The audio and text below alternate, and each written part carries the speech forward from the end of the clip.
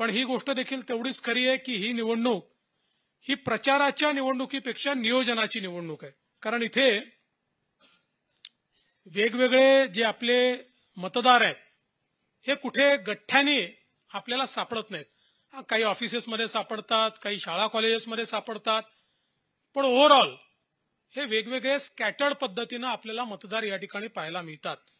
आणि म्हणून त्या प्रत्येक मतदारांपर्यंत पोहोचणं आणि त्यांना पोलिंग बूथ पर्यंत पोहोचवणं या दोन गोष्टी अत्यंत महत्वाच्या आहेत.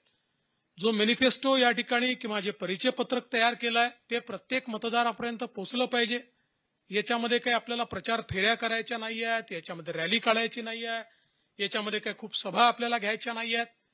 तर हे मॅन टू मॅन आणि हार्ट टू हार्ट अशा प्रकारच्या प्रचाराच्या माध्यमातून आपल्याला या ठिकाणी खऱ्या अर्थानं ही निवडणूक लढवायची आहे. आणि यावेळी तर मला असं वाटतं की आपण जे काही रजिस्ट्रेशन बघतोय जवळपास 2.25 लाखाचं रजिस्ट्रेशन या ठिकाणी झालेलं आहे. आणि त्यातलं जवळपास 1 लाख म्हणजे 98,000 98,000 99,000 जवळपास मतदार जे काही मतदार आहेत ते एकट्या ठाणे जिल्ह्यातले आहेत. त्यामुळे ठाणे जिल्ह्यावर सगळ्यात जास्त याची जबाबदारी आहे. आणि जर आपण त्याच्यासोबत रायगड जोडून दिला तर जवळपास 2,23,000पैकी 1.5 लाख मतदार हे ठाणे आणि रायगड मधले आहेत.